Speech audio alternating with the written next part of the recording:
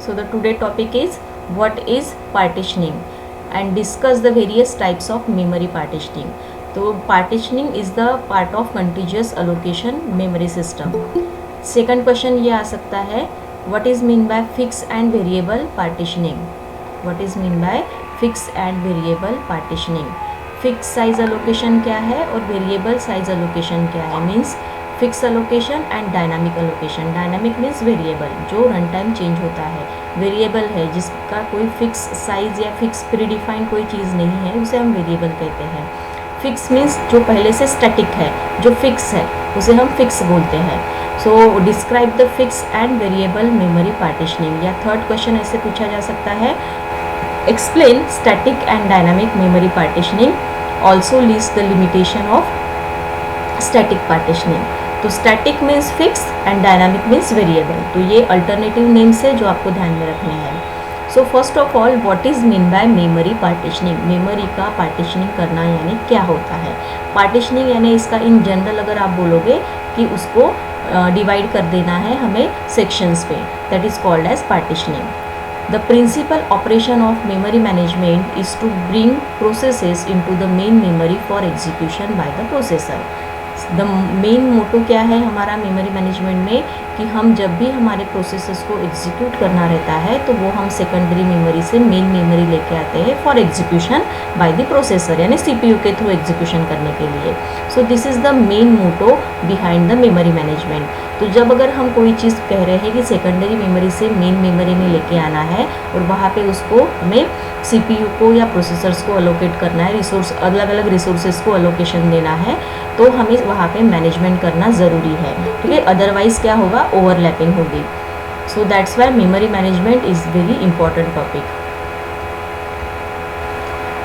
In almost all modern multi-programming system, this involve a sophisticated scheme. यानी आज modern operating system में, आज के ज़माने में हम जो भी ऑपरेटिंग सिस्टम देख रहे हैं या जो multi programming multi processing operating system के साथ हम जो वर्क कर रहे हैं, उस सभी ऑपरेटिंग सिस्टम में ये पार्टीशनिंग जो मेथड है ये अप्लाई की जा रही है या ये स्कीम जो है वो अप्लाई होती है उसमें. To make the maximum advantage of multi-programming, it is necessary for several jobs to reside in the computer main memory at once. Thus, when the one job requests input-output resources, the CPU the CPU may be immediately switched to the another process. The main मोटो क्या है हमारा, multi programming या multi processing environment में हम जब work कर रहे हैं, सो व्हाट इज़ अवर मोटो कि हमें मेन मेमोरी का यूटिलाइजेशन बढ़ाना है. वो हम कैसे बढ़ाएंगे कि जितनी ज़्यादा प्रोसेसेस हम सेकेंडरी मेमोरी से मेन मेमोरी ला के हम लोड करेंगे उतना ज़्यादा उसका यूटिलाइजेशन बढ़ेगा. वो कैसे कि जैसे फर्स्ट प्रोसेस सीपीयू को अलोकेट हो गई है फॉर एग्जीक्यूशन और वो कुछ देर के बाद वेटिंग स्टेज में चली जाती है because of requirement of input output devices, तो आपका सीपीयू आइडल नहीं बैठेगा, उसको मेन मेमोरी में एक दूसरी प्रोसेस रेडी स्टेट में मिलेगी फॉर एग्जीक्यूशन के लिए. So that is called as कि हमें मेन मेमोरी का यूटिलाइजेशन बढ़ाना है ताकि हमारे सीपीयू का यूटिलाइजेशन बढ़े और हमारी ऑपरेटिंग सिस्टम हमें अच्छी तरीके से जो है वो एडवांटेज दें. तो ये सबसे इम्पॉर्टेंट चीज़ है जो हमें देखनी है. तो उसमें मेमोरी का पार्टीशनिंग अगर हम करते हैं तो वो उस तरीके से हम यूटिलाइजेशन बढ़ा सकते हैं. So what are the types of memory partitioning. Memory partitioning करने के टाइप्स क्या है. There are two types of memory partitioning, single partition allocation and multiple partition allocation. दो टाइप्स है, single partition allocation and multiple partition allocation. ठीक है, तो ये जो डायग्राम आपको दिख रही है ये है सिंगल पार्टीशन अलोकेशन की. ठीक है, जिसमें हम होल मेन मेमोरी को, रैम को दो पार्टीशन में हम डिवाइड कर रहे हैं. फर्स्ट पार्टीशन हम दे रहे हैं ऑपरेटिंग सिस्टम को, क्योंकि ऑपरेटिंग सिस्टम को भी कुछ मेमोरी लगने वाली है वर्क करने के लिए, तो उसमें से कुछ पार्ट हम जो है वो ऑपरेटिंग सिस्टम को अलोकेट कर देंगे और जो रिमेनिंग पार्ट बचा हुआ है उसको हम एक होल ब्लॉक कंसिडर करेंगे फॉर यूज़र प्रोसेसेस के लिए. ठीक है, तो एक वो पूरा सेक्शन बच जाएगा यूज़र प्रोसेसेस के लिए. तो ऐसे दो ब्लॉक्स क्रिएट होते हैं सिंगल पार्टीशन एलोकेशन में, इसलिए उसको सिंगल पार्टीशन एलोकेशन कहा गया है. The memory is divided into two partition. One for the resident operating system, एक सेक्शन ऑपरेटिंग सिस्टम को देना है, and one for the user processes as shown in the figure. ये जो फिगर मैंने बताई इस तरीके से 2 सेक्शन में हमें पार्टीशन करना है। In this partition all the processes share the same memory space. अब ये जो नीचे वाला यूज़र प्रोसेसेस के लिए जो पार्टीशन यूज़ किया जा रहा है, एक सेक्शन जो है वो ओएस के लिए ऑक्यूपाई हो रहा है, ठीक है, इसमें प्रोसेसेस जो है वो लोड नहीं होंगे। बट वो जो सेकंड सेक्शन है जो यूज़र प्रोसेसेस के लिए है, उसमें सभी प्रोसेसेस लोड होने वाले हैं।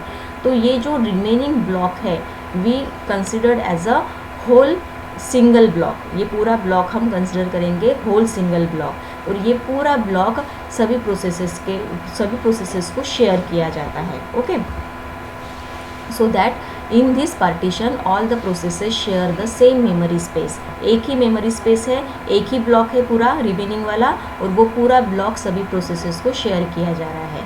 उसमें रीलोकेशन रजिस्टर स्कीम यूज़ की जाती है। So the relocation register scheme is use to protect user processes from each other and from the changing OS code and the data. So what is the limitation ये हो सकता है या problem ये हो सकती है कि अगर हम एक सिंगल ब्लॉक सभी प्रोसेसेस को शेयर कर रहे हैं तो उसमें ये हो सकता है जो सभी प्रोसेसेस जो है वो एक दूसरे के साथ जो है वो इंटरचेंज हो सकती है या मिसमैच हो सकती है। तो उससे हमें ओवरकम करने के लिए रीलोकेशन रजिस्टर स्कीम उसमें यूज़ करनी है, ताकि इंटरचेंज ना हो प्रोसेसेस, या एक दूसरे के साथ जो है वो ये ना हो, यानी उसे हम ये कहते हैं जैसे ओवरलैप ना हो, ठीक है, ओवरलैपिंग नहीं होनी चाहिए प्रोसेसेस के बीच में या मेमोरीज के बीच में। तो इसलिए हम रीलोकेशन रजिस्टर स्कीम वहाँ पे हम यूज़ करते हैं। Relocation register contain smallest physical address and the limit register contain range of logical addresses where each logical address must be less than limit register. तो रीलोकेशन, अब यहाँ पे आपको रीलोकेशन रजिस्टर का ये बताया है, फंक्शनलिटी बताई है कि उसके अंदर क्या रहता है। तो रीलोकेशन रजिस्टर के अंदर स्मॉलेस्ट फिजिकल एड्रेस रहता है, उसके साथ साथ एक लिमिट रजिस्टर भी हम यूज़ करते हैं।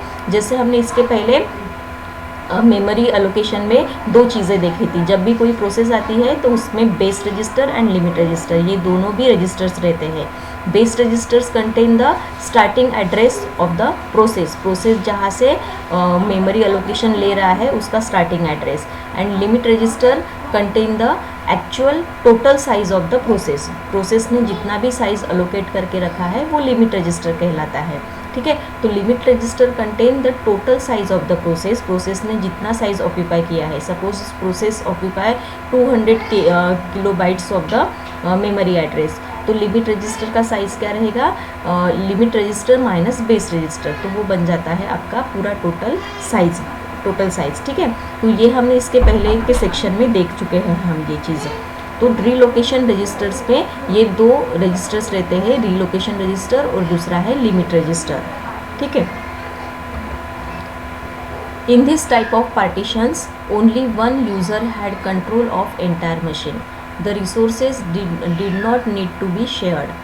Programmer wrote a code to perform resource management. अब इस पार्टीशन में अगर हम कहते हैं कि हम हमारे मेन मेमोरी को सिर्फ 2 ही पार्टीशन में डिवाइड कर रहे हैं, एक पार्टीशन तो है ऑपरेटिंग सिस्टम ने ऑक्यूपाई किया है और दूसरा कंसिडर कर रहे हैं हम होल फ्री स्पेस करके, ठीक है, एक ब्लॉक करके।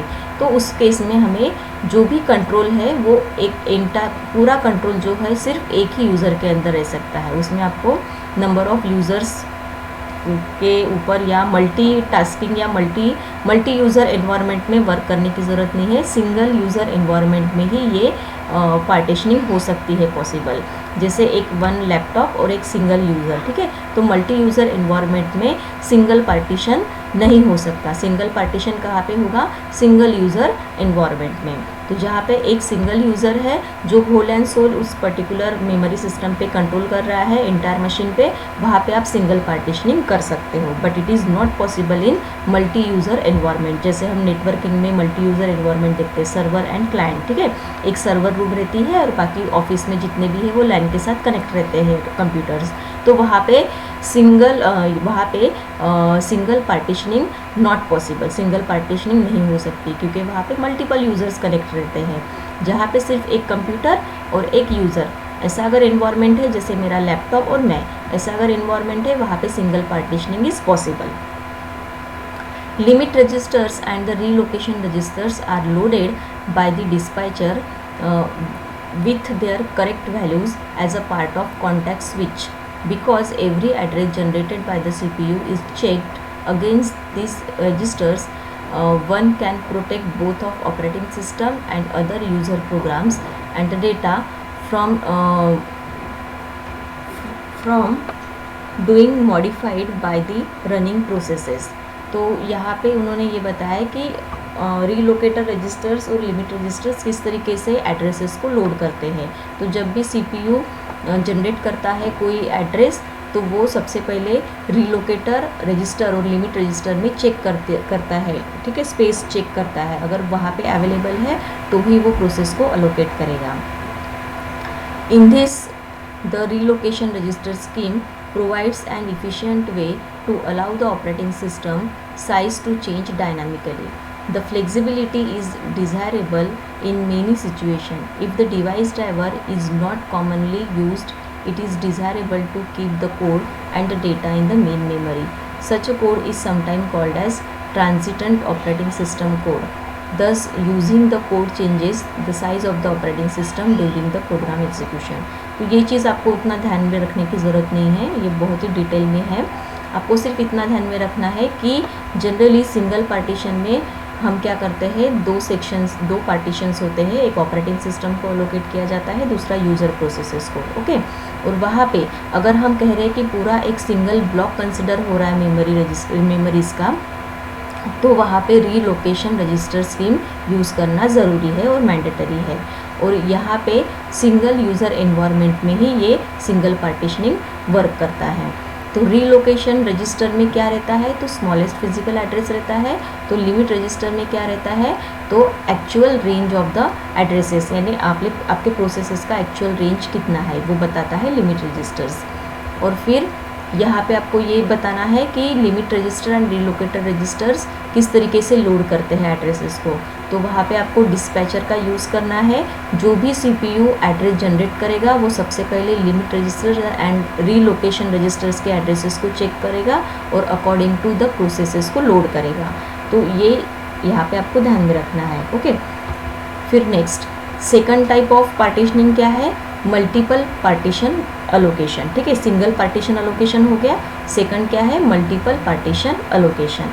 अब मल्टीपल पार्टीशन अलोकेशन में दो टाइप्स रहते हैं पार्टीशनिंग के, एक स्टैटिक पार्टीशनिंग और दूसरा है डायनामिक पार्टीशनिंग, ओके। ये जो डायग्राम लास्ट सेशन में मैंने बताई थी वो आपको ध्यान में रखनी है ये, ठीक है। हम कंटीन्यूअस अलोकेशन देख रहे हैं, सिंगल पार्टीशनिंग हो गया हमारा अभी देख के, मल्टीपल पार्टीशनिंग पे आए। मल्टीपल पार्टीशनिंग में भी दो मेथड्स अप्लाई होती है, एक फिक्स साइज यानी स्टैटिक अलोकेशन और दूसरा डायनामिक अलोकेशन यानी वेरिएबल अलोकेशन।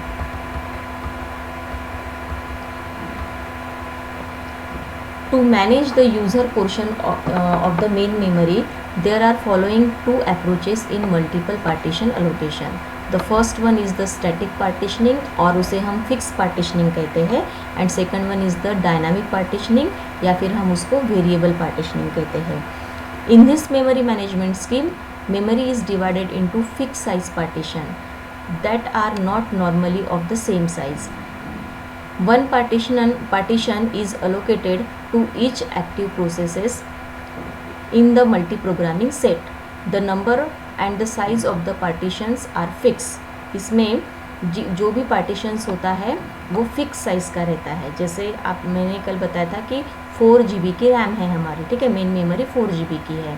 तो उसको फिक्स साइज़ में अगर हम डिवाइड करते हैं 100, अगर हम ब्लॉक्स बना देते हैं 200 किलोबाइट्स के, तो 200 किलोबाइट्स 200 किलोबाइट्स 200 किलोबाइट्स, इस तरीके से हम वो 4 GB मेमोरी स्पेस जो है वो हम क्या कर देते हैं, फिक्स साइज़ में पार्टीशन कर देते हैं, ठीक है। The number and the size of partitions are fix. There is one special partition the system partition in which memory residence portion of the operating system is always be stored। तो यहाँ पे भी एक साइज़ जो है वो इस तरीके का फिक्स साइज़ रहेगा जिसमें OS लोडेड रहेगा, ठीक है। जैसे इसके पहले सिंगल पार्टीशनिंग में भी हमने OS को लोड किया था एक पार्टीशन में, तो यहाँ पे भी फिक्स पार्टीशनिंग में एक ब्लॉक ऐसा जनरेट होगा जिसमें OS लोडेड रहेगा। And rest of the partitions are allocated to the user processes. The techniques for the selection of process from the input queue, the selection of the process from the input queue, allocating partition to it is an important issue in the memory allocation. There are two general techniques are used: using queue for every partition and using single queue for the processes waiting for the memory। तो पहला जो रहेगा इसमें issues क्या आ सकते हैं कि suppose we have a fix partitioning. अगर मेरे पास फिक्स पार्टीशनिंग है, ठीक है, मैंने 200 किलोबाइट्स के फिक्स पार्टीशनिंग ऐसे मैंने 50 बना दिए, ठीक है। सो व्हाट इज़ द इश्यूज़ कि मेरी प्रोसेसेस को अगर 200 किलोबाइट्स से ज़्यादा मेमोरी स्पेस लग रही है, सो this is again one of the issue. मेरे प्रोसेस को बिलो 200 किलोबाइट स्पेस लग रही है, this is the another issue. तो ये इश्यूज़ क्रिएट हो सकते हैं। तो उसमें से एक पहला बताया उन्होंने कि using a queue for every partition, a process will be assigned to a smallest partition larger enough for the process. This technique minimize the internal fragmentation. इसमें एक चीज़ ये हो सकती है कि अगर प्रोसेस का साइज़ जो है वो आपके फिक्स साइज पार्टीशन से छोटा है, तो ऐसे पार्टीशन को उस प्रोसेस को अलोकेट कर दो। अ process will be assign the smallest partition larger enough for the process. Smallest partition यानी वो आपके पार्टीशन का स्मॉलेस्ट पार्टीशन है but it is larger for the process size से भी वो लार्जर है, ऐसा प्रोसेस वहाँ उस पर्टिकुलर पार्टीशन को अलोकेट कर दो। दूसरा ये कि using a single queue for the processes waiting for the memory. The next process is to select from the queue and the system assign the smallest available partition to the processes. Second ये कर सकते हो कि processes को, जो queues में processes available है, तो वन बाय वन प्रोसेसेस को उठाओ और उस प्रोसेस को जो भी पार्टीशंस है, तो अगर उस प्रोसेस का साइज़ स्मॉल पार्टीशन से भी कम है, आपके पार्टीशन का साइज़ है उससे भी कम है प्रोसेस का साइज़, तो उसको वो अलोकेट कर दो। तो next process is to select from the queue and the system assign the smallest available partition to that process. तो ये दो इश्यूज़ क्रिएट हो सकते हैं। अब इश्यूज़ यानी क्या कि अगर उस प्रोसेस का साइज़ ज़्यादा है और आपके पार्टीशन का साइज़ जो है वो कम आ रहा है, तो वो प्रोसेस को ज़्यादा पार्टीशंस लगेंगे, एक पार्टीशन से काम नहीं चलेगा। So this is the issues regarding to that technique. इस टेक्निक में ये इश्यूज़ क्रिएट हो सकते हैं स्टैटिक पार्टीशनिंग में, क्योंकि ये फिक्स साइज़ पार्टीशनिंग है।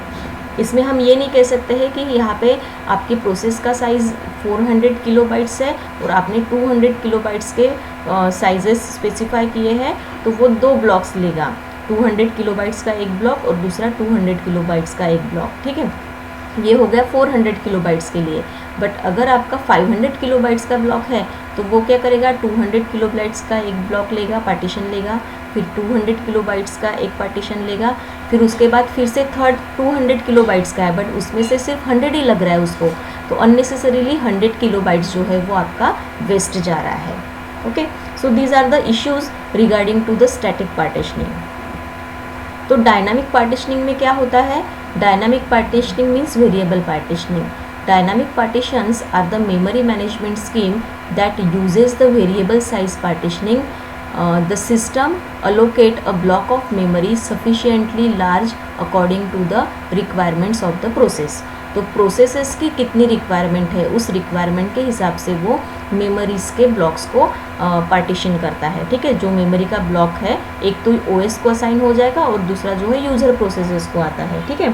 तो यूज़र प्रोसेसेस को वो किस तरीके से असाइन करेगा? एट रन टाइम आपके प्रोसेस को जितना भी साइज़ रिक्वायर्ड है उस हिसाब से वो पार्टीशनिंग करेगा एट रन टाइम, यानी डायनामिकली, यानी वेरिएबल पार्टीशनिंग कहते हैं हम उसको। The partitions are created dynamically when there is sufficient memory available. The number of partitions is also variable. The memory manager allocates the memory to the requesting processes until there is no more memory available for or until there is no more processes waiting for memory। ठीक है, तो यहाँ पे इस तरीके से partitioning होती है डायनामिकली कि जब तक के आपके प्रोसेसेस आ रहे हैं from secondary storage to main memory, तो जितने भी प्रोसेसेस आ रहे हैं, जैसे 10 प्रोसेसेस आ रहे हैं, so according to the 1 by 1 हर एक प्रोसेस का जितना साइज़ है, तो according to that process size वो डायनामिकली वेरिएबल्स पार्टीशनिंग क्रिएट करते जाता है। जैसे फर्स्ट प्रोसेस आई, उसने बोला मुझे 500 किलोबाइट्स मेमोरी स्पेस चाहिए, तो वो 500 किलोबाइट्स की मेमोरी स्पेस पार्टीशनिंग क्रिएट करेगा। Second process I, second process ने बोला कि मुझे 100 किलोबाइट्स मेमोरी स्पेस चाहिए, तो वो 100 kilobytes memory space partitioning create करेगा मेन मेमोरी के अंदर। तो according to your processes size वो डायनामिकली पार्टीशनिंग क्रिएट करता है, इसलिए उसको डायनामिक पार्टीशनिंग या वेरिएबल पार्टीशनिंग कहा गया है। In the figure 3.8 assume that the memory was allocated to the processes P6, P5, P2, P3 and P4 in that order। तो ये नीचे जो डायग्राम दी है, तो यहाँ पे देखो, इस डायग्राम में देखो, ये है डायनामिक मेमोरी पार्टीशनिंग। तो अकॉर्डिंग टू द प्रोसेसेस, अब जितने भी प्रोसेसेस आ रहे तो उसका जो भी सीक्वेंस है वो भी क्या है, अलग अलग सीक्वेंस है। ऐसा नहीं कि P2, P3, P4, P5, P6 ऐसे सीक्वेंशियली नहीं आ रहा है। पहले P6 आया, फिर P5 आया, फिर P2 आया, फिर P3 आया, बाद में P4 आया। ठीक है, तो उसका सीक्वेंस भी जो है वो अलग अलग सीक्वेंस है प्रोसेसेस का। तो जो भी प्रोसेसेस आ रहे हैं और अकॉर्डिंग टू दैट प्रोसेसेस जो भी साइज़ उसको लगने वाला है, उस साइज़ से रिलेटेड पार्टीशनिंग हो रही है यहाँ पे। जैसे पहले P6 आया तो वो पार्टीशन नंबर 1 बन गया, फिर P5 आया पार्टीशन 2, P2 आया पार्टीशन 3, P3 आया पार्टीशन 4 एंड देन उसके बाद आया पार्टीशन P4 पार्टीशन 5। और जो भी स्पेस आपको यहाँ पे रिमेनिंग दिख रही है वो है अनअलोकेटेड मेमोरी, यानी फ्री स्पेस है ये। ठीक है, P4, P3, P2, P5 और P6 सबके लिए मेमोरी स्पेस अलोकेट हो गई। एक तो जो है वो ऑपरेटिंग सिस्टम को चला जाएगा और जितनी रिमेनिंग है वो अनअलोकेटेड मेमोरी स्पेस हो गई। ठीक है, तो यहाँ पे देखो, ये जो पूरा जो हम देख रहे हैं डायनामिक पार्टीशनिंग, स्टैटिक पार्टीशनिंग, यानी मल्टीपल पार्टीशनिंग में हम ये जो चीज़ें देख रहे हैं या सिंगल पार्टीशनिंग में देख रहे हैं, तो ये सब किसका पार्ट है, कंटीन्यूअस मेमोरी एलोकेशन का पार्ट है। तो यहाँ पे जो भी प्रोसेसेस यहाँ पे लोड हो रही है वो कंटीन्यूअस मैनर में ही लोड हो रही है। ठीक है, P6, P5, P2, P3 and P4। और फिर रिमेनिंग जो ब्लॉक बचा हुआ है फ्री स्पेस, उसे हम कहेंगे अनअलोकेटेड मेमोरी स्पेस, जो अभी तक के किसी प्रोसेस को अलोकेट नहीं हुई है। Continuous block of available unallocated memory are called as holes. तो इसे हम होल्स कहते हैं। अगर जो भी अनअलोकेटेड मेमोरी स्पेस बची है कंटीन्यूअस वे में, उसे हम होल कहते हैं। तो ये this is called as hole, ये जो आपको स्पेस दिख रही है remaining, this is called as hole. If the hole is sufficient large, it can be allocated to a process of the same or smaller memory size. अगर आपका whole large है, बड़ा है, और वो प्रोसेस को सेव करने के लिए सफिशिएंट है, आपकी प्रोसेस का साइज़ उससे भी छोटा है, जो भी होल है उसके साइज़ से आपके प्रोसेस का साइज़ छोटा है, तो वो वहाँ पे फिक्स हो जाएंगे। ठीक है, assume that the memory hole at the top of the figure 3.9a। फिर से 2 फिगर्स में दिखा रही हूँ आपको, ये देखो यहाँ पे आपको 2 फिगर्स दिख रही है, 3.9a एंड 3.9b, और दूसरी फिगर है 3.10। Okay, so see the figure 3.9a। अगर हम ये पहली फिगर कंसिडर करते हैं तो यहाँ पे 0 किलोबाइट से स्टार्ट हुए हैं एड्रेसेस। पहला जो स्पेस है वो OS को ऑक्यूपाई हो गया, बाकी रिमेनिंग प्रोसेसेस है वो सिक्वेंशियल मैनर में यहाँ पे अलोकेट हो गए हैं dynamically, P6, P5, P2, P3 and P4। और ये सबका साइज़ वेरिएबल पार्टीशनिंग है, तो ये कम ज़्यादा है। ठीक है, according to their sizes of the processes के जो भी साइजेस है उस हिसाब से उसकी पार्टीशनिंग हुई है। Partition 1, partition 2, partition 3, partition 4 and partition 5। अब बचा हुआ जो सबसे लास्ट में जो भी है स्पेस, उसे हम अनअलोकेटेड मेमोरी स्पेस कहते हैं। ठीक है, फ्री स्पेस है ये, and we called as a hole. ठीक है, कंप्यूटर लैंग्वेज में हम उसको यहाँ पे होल कंसिडर कर रहे हैं। ओके, अब ये जो फर्स्ट डायग्राम में दिख रही है आपको, तो यहाँ पे जो रिमेनिंग होल है वो कितने किलोबाइट का है वो आपको यहाँ पे बताया गया है। देखो, assume that memory hole at the top of the 3.9 A figure has size of 200 kilobytes. यानी ये फर्स्ट फिगर में जो आपको होल दिख रहा है इसका साइज कितना है, 200 kilobyte. Okay, at some later time the system allocate the memory to the process P7 of size 125 kilobyte. ठीक है, कुछ टाइम के बाद और एक प्रोसेस लोड होती है मेन मेमोरी के अंदर P7। तो ये सेकंड फिगर देखो 3.9B, इसमें कुछ आफ्टर सम टाइम, पहले यहाँ पे कितनी स्पेस रिमेनिंग थी होल की, 200 किलोबाइट्स। अब कुछ after some time there is one another process to be loaded into the main memory and occupy 125 kilobytes of space. तो रिमेनिंग कितनी बची, रिमेनिंग बची है 75 किलोबाइट्स। ठीक है, after allocating the memory space to this process there is a smaller hole at the top of the memory of size 75 kilobyte. ये 75 kilobyte कैसे आया, समझ में आया, 200 किलोबाइट का होल था हमारा। आफ्टर सम टाइम P7 नाम की प्रोसेस अराइवल हुई है, मेन मेमोरी के अंदर लोड हुई है, जिसने ऑक्यूपाई किया है 125 किलोबाइट स्पेस। ओके, तो हमारा रिमेनिंग कितना बचा है, 75 kilobyte as shown in the second figure B. ये जो सेकंड फिगर बी दिख रही है उस हिसाब से। Then assume that the process P5 has the size of 200 kilobyte. The figure 3.10 shows that memory state after the system deallocate the memory from the process P5 and the process is removed from the memory. The available memory left after this memory deallocation is of the same size of the process P5, so the new hole is created of size 200 kilobyte, the size of the process P5. कुछ देर के बाद क्या होता है कि ये जो आप का मेन मेमोरी था, इसमें से P5 नाम की प्रोसेस जो है वो उसका एग्जीक्यूशन कंप्लीट हो जाता है और वो उसने जो भी स्पेस ऑक्यूपाई करके रखी थी, उसने कितनी ऑक्यूपाई करके रखी थी, 200 किलोबाइट्स। ओके, तो 200 किलोबाइट्स की स्पेस वो क्या करता है, रिलीज़ कर देता है और वो वहाँ से रिमूव हो जाता है मेन मेमोरी से, क्योंकि उसका एग्जीक्यूशन कंप्लीट हो गया। तो वहाँ पे भी एक फ्री स्पेस आपकी आ गई। ठीक है, P5 के जगह पे।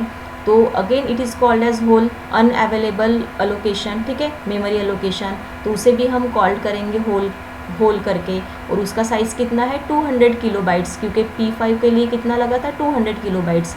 तो वो होल का साइज़ कितना है, 200 किलोबाइट्स। और ऑलरेडी हमारे पास 75 किलोबाइट्स का एक होल बचा हुआ है। तो ऐसे इस तरीके से कितने होल्स क्रिएट हो गए, इसमें 2 होल्स क्रिएट हो गए।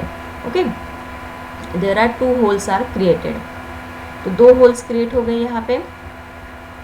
Consequently there are now 2 holes in the memory that are not continuous manner. तो आपको दिख रहा है कि as shown in the figure 3.10 2 holes create हो चुके हैं, but they are not in a continuous way. ठीक है, हम यहाँ पे कंटिन्यूअस मेमोरी एलोकेशन पढ़ रहे हैं, लेकिन हमारे सिस्टम में मल्टीपल पार्टीशनिंग में ऐसा कुछ हुआ है कि वहाँ पे 2 होल क्रिएट हो गए, बट वो कंटिन्यूअस मैनर में नहीं है। Okay, consequently there are now 2 holes in the memory that are not in the continuous manner. The hole left by the P5 process is 200 kilobytes. P5 ने जब left किया, उसका एग्जीक्यूशन हो गया, तो वो एक होल जनरेट हुआ, वो 200 किलोबाइट्स का था। And the hole at the top of the memory 75 kilobyte. ये जो 75 किलोबाइट का बचा हुआ था, P7 अराइव हुई थी प्रोसेस, उसने 200 किलोबाइट्स की स्पेस ली थी, 125 किलोबाइट की स्पेस ली थी, और फिर 75 किलोबाइट्स हमारा बचा हुआ था। ठीक है, वो एक होल और ये 200 किलोबाइट्स का hole. In the dynamic partitioning, the whole represents the memory that is available and they cannot be allocated because they are not too small. ठीक है, they also represent external fragmentation. तो इस type को हम external fragmentation कहते हैं। ठीक है, it is not a internal fragmentation, external fragmentation। यानी यहाँ पे होल तो जनरेट हो चुके हैं। एक होल जनरेट हुआ है 75 किलोबाइट का, एक जनरेट हुआ है 200 किलोबाइट्स का, बट दोनों भी हमारे पास अवेलेबल, फ्री स्पेस अवेलेबल है, बट वो कंटिन्यूअस मैनर में नहीं है, और हम यहाँ पे कंटिन्यूअस मेमोरी एलोकेशन पढ़ रहे हैं। Okay, The total fragmentation in the case of 75 kilobytes plus 200 kilobytes, the problem is that the total amount of memory is not in the contiguous memory manner, it is fragmented. fragmentation यानी fragmented manner में available है, free space memory available है। एक whole है 75 kilobytes का, दूसरा whole है 200 kilobytes का, but they are not in a continuous manner, दो अलग अलग जगह पे अवेलेबल है, तो इस वजह से हम उसको फ्रैगमेंटेशन कहते हैं। This is called as fragmentation and it is the external fragmentation, it is the external fragmentation. So what is the इसके ऊपर हमें क्या करना चाहिए, ठीक है, दिस इज़ द प्रॉब्लम, ठीक है। हम यहाँ पे कंटिन्यूअस मेमोरी एलोकेशन पढ़ रहे हैं, हमारा सिंगल पार्टीशनिंग हो गया, ठीक है, सिंगल पार्टीशनिंग तो सिंपल है, बट मल्टीपल पार्टीशनिंग में हमने जब स्टैटिक पार्टीशनिंग देखा, उसके बाद हमने डायनामिक पार्टीशनिंग देखा, तो स्टैटिक में तो प्रॉब्लम क्रिएट होने ही वाले हैं, क्योंकि वो फिक्स साइज़ में पार्टीशनिंग करने वाला है। अगर प्रोसेस का साइज़ छोटा है तो it is okay, but process का साइज़ बड़ा है तो वहाँ पे उसका वो पार्टीशन जो है उसके लिए ऑक्यूपाई यानी उससे वो कम हो जाएगा, तो वहाँ पे वो प्रॉब्लम्स क्रिएट हो रहे हैं।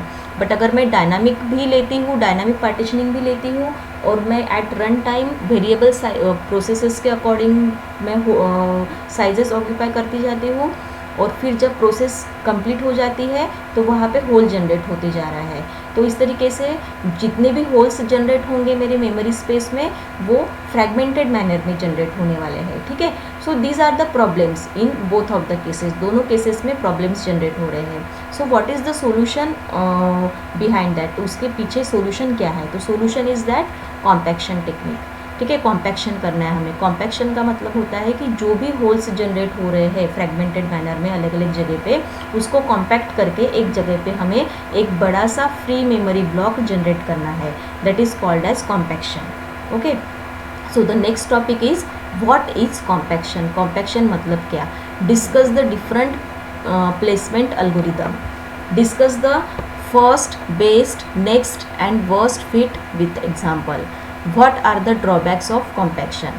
So compaction means what? अब compaction क्यों कर रहे हैं, तो इसका मैंने अभी आपको रीज़न बताया। compaction इसलिए हो रहा है क्योंकि अगर मैं डायनामिक पार्टीशनिंग लेती हूँ, ओके, डायनामिक वेरिएबल पार्टीशनिंग लेती हूँ, तो वेरिएबल पार्टीशनिंग में according to processes memory allocate हो रही है, और जो रिमेनिंग अनअलोकेटेड मेमोरी बच रही है उसको मैं होल कह रही हूँ, ठीक है, it is called as hole. उसी तरीके से अगर कोई प्रोसेस का एग्जीक्यूशन सक्सेसफुली कंप्लीट हो जाता है तो वो भी मेमोरी रिलीज़ कर देगा, वो वहाँ से चला जाएगा, तो वहाँ पे भी एक होल जनरेट हो रहा है। तो इस तरीके से अलग अलग जगह पे होल्स जनरेट हो रहे हैं इन अ फ्रैगमेंटेड मैनर। तो यहाँ पे ये कंटिन्यूअस मैनर में नहीं है, और हम ये टॉपिक देख रहे हैं कंटिन्यूअस मेमोरी एलोकेशन का। तो यहाँ पे ये प्रॉब्लम जनरेट हो रहा है कि होल्स जनरेट हो रहे हैं and they are not in a continuous manner, तो उसे हमें कंटिन्यूअस मैनर में क्रिएट करना है by using the technique compaction. Okay, so what is compaction? At some particular time the state of the memory can become fragmented. जो यहाँ पे ये जो सिचुएशन जनरेट हो रही है इसे हम फ्रैगमेंटेशन कहते हैं। तो ये फ्रैगमेंटेशन जनरेट हो रहा है for some time, at some particular time the state of the memory can be fragmented and will consist of large number of relatively small holes, और उसमें number of small छोटे छोटे holes वहाँ पे free memory space वहाँ पे generate होते जा रहे हैं, जिसे हम holes कह रहे हैं। तो ऐसे number of holes वहाँ पे generate होते जा रहे हैं। Since this memory cannot normally be allocated, the operating system uses the technique called as compaction to solve or to reduce the external fragmentation. तो ये जो एक्सटर्नल फ्रैगमेंटेशन जनरेट हो रहा है इसको सॉल्व करने के लिए हम कॉम्पैक्शन टेक्निक यूज़ करेंगे। तो कॉम्पैक्शन टेक्निक कुछ इस तरीके से यूज़ होता है, ये यहाँ पे आपको दिख रहा है। देखो ओएस को ऑक्यूपाई हो गई कुछ स्पेस मेमोरी, मेन मेमोरी की, और बाकी जो है ये यूज़र प्रोसेसेस को है। तो जो डार्क शेडेड दिख रहा है वहाँ पे यूज़र प्रोसेसेस जो है वो ऑक्यूपाई हो चुके हैं, और जो आपको रिमेनिंग दिख रहा है ये फ्री स्पेस है। तो इस तरीके से 3 एक्सटर्नल फ्रैगमेंटेशन यहाँ पे जनरेट हुए हैं, इन यूज़, यानी ये ऐसी मेमोरी स्पेस है जो आप यूज़ कर सकते हो, बट अगर आपकी प्रोसेस उस पर्टिकुलर साइज से रिलेटेड होंगी, इक्वल टू या लेस दैन, तो ही वो स्पेस आपके काम की है। अगर आपकी प्रोसेस उससे ज़्यादा है, अगर इसका जो स्पेस है वो 100 किलोबाइट्स का है और आपकी स्पेस कहती है कि मुझे 500 किलोबाइट्स चाहिए, then it is not possible. तो सीधा सीधा यहाँ पे कॉम्पैक्शन कर लो, ये तीनों फ्री स्पेसेस को एक जगह पे इकट्ठा यहाँ पे एक ब्लॉक बना लो बड़ा सा। तो सपोज़ ये 100 किलोबाइट्स की है, ये 200 किलोबाइट्स की है और ये भी 200 किलोबाइट्स की है। तो ये एक जगह पे अगर कॉम्पैक्ट हो जाती है तो 200, 200 एंड 100, तो 500 किलोबाइट स्पेस यहाँ पे आपको ऑक्यूपाई मिल जाएगी, ठीक है, फ्रीली अवेलेबल मिल जाएगी, जो आपके नए प्रोसेस को भी 500 किलोबाइट स्पेस चाहिए थी। और फिर ये स्पेस उस प्रोसेस के लिए यूज़फुल है। और जो भी प्रोसेसेस लोडेड है वो जो लोडेड फ्री मेमोरी स्पेस है वो एक जगह पे लेके आइए। That is called as compaction technique. So in this approach, OS shift the processes so that they are contiguous and so that free memory is together in one block as shown in the figure। ठीक है, free memory का एक block बना लो और जितने भी processes load है उसको कंटिन्यूअस मैनर में डाल दो। So this technique involve moving all the copied area of storage to one end and this leave the single large free storage hole inside in numerous small holes common in variable partitioning। Sometimes storage compaction is also known as garbage collection। तो storage compaction को garbage collection भी कहा जाता है। And this is the method, ये जो आपको figure दिख रही है ये उसकी मेथड है कि जितने भी प्रोसेसेस लोडेड है उसको कंटिन्यूअस मैनर में डाल दो 1 2 3 करके, ठीक है, और जितनी भी फ्री मेमोरी स्पेस है या होल्स है उसको भी आप एक जगह पे लेके आ जाइए, एक बड़ा सा फ्री मेमोरी ब्लॉक जनरेट कर दीजिए। This is called as compaction. Placement algorithm, placement algorithm क्या होता है, ठीक है, अप्रोचेस टू कॉम्पैक्शन के लिए। In situation where multiple memory holes are large enough to contain the processes, the operating system must use the algorithm to select which hole the process will be loaded into।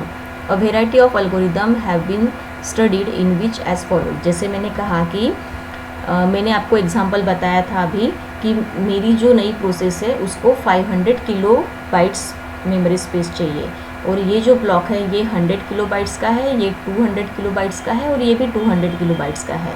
तो यहाँ पे मुझे जो मेरे process को जो requirement है वो 500 किलो ब्लॉक्स की है, जो एक भी ब्लॉक फुलफ़िल नहीं कर सकता। उस केस में मैं ये कॉम्पैक्शन टेक्निक यूज़ करके एक बड़ा सा 500 किलो ब्लॉक्स का एक फ्री स्पेस जनरेट कर सकती हूँ।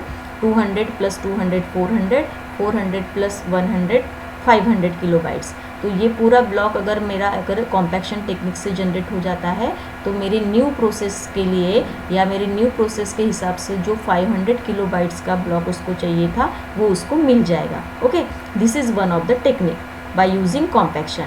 But if my process needs 50 kilo bytes of block and my in between these three blocks, three holes, in between these three holes, one hole size is 200 kilobytes, one hole size is again 200 kilobytes and one hole size is 100 kilobytes and my new process needs 50 kilobytes। So 50 kilobytes is less than 100 as well as 200। Okay, तो ये तीनों भी blocks में उसको दे सकती हूँ। तो मेरी कोशिश क्या रहेंगी कि मैं 100 किलो बाइट्स का ब्लॉक असाइन करूँगी क्योंकि उसमें सिर्फ 50 उसको असाइन हो जाएगा और 50 भी वेस्ट, 50 जो है वो रिमेनिंग वेस्ट जाएगा। बट अगर 200 का ब्लॉक में असाइन करती हूँ तो उसमें से सिर्फ 50 ही उसको असाइन होगा और 150 वाला ब्लॉक 150 रिमेनिंग मेमोरी स्पेस जो है वो वेस्ट हो जाएगी।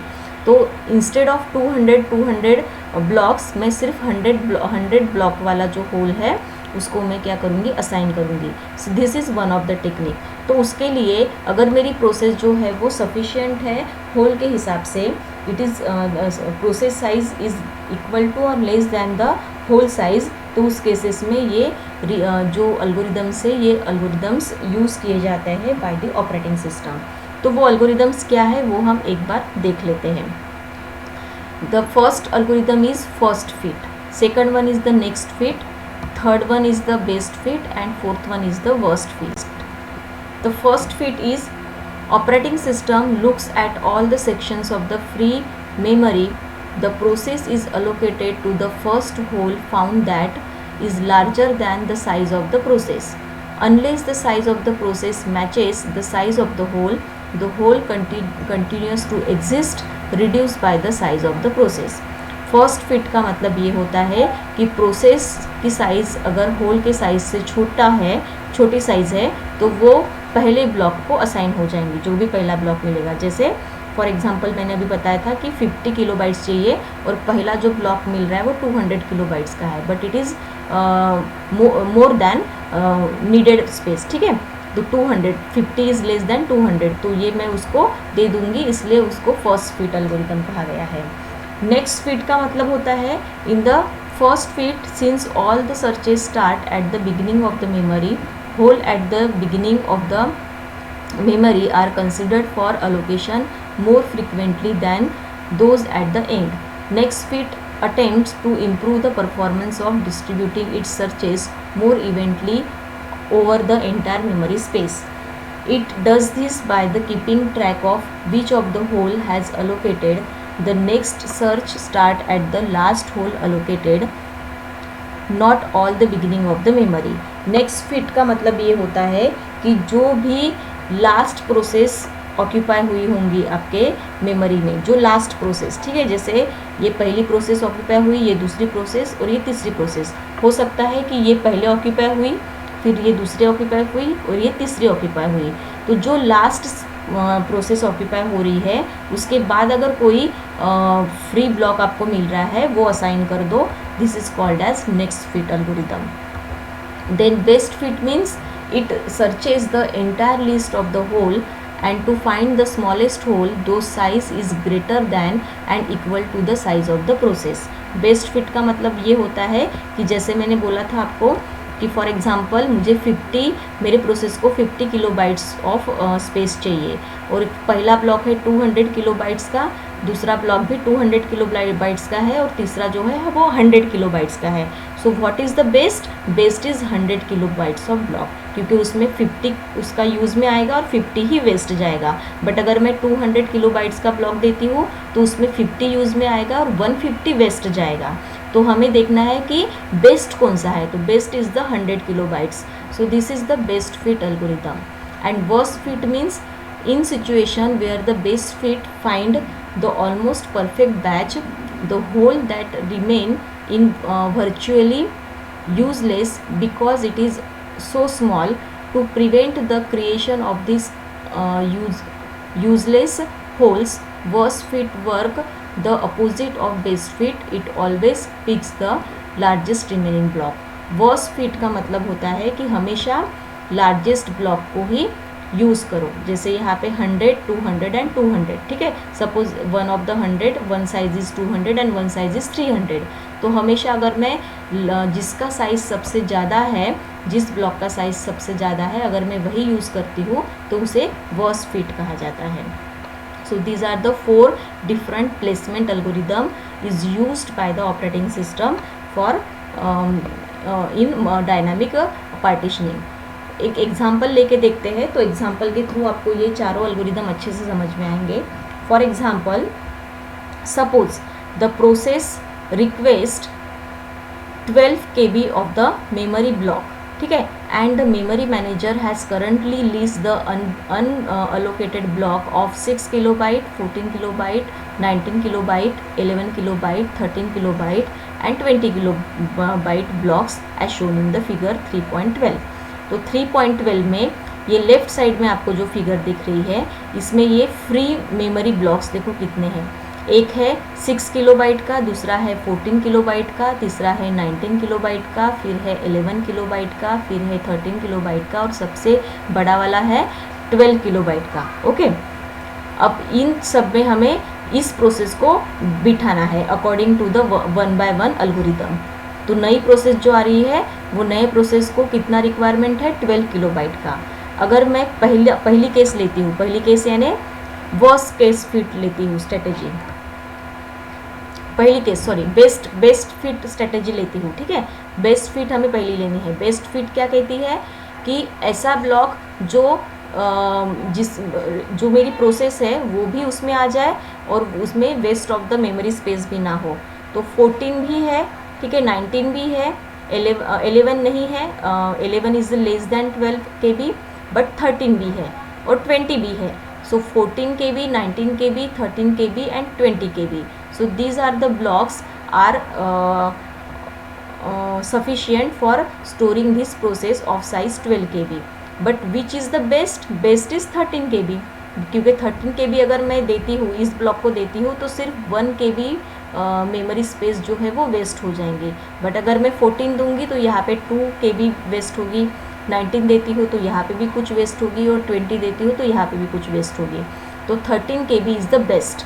तो by best fit strategy, 13 KB block will be allocated to the process because this is smallest block by which the process request will be fulfilled. That is called as best fit.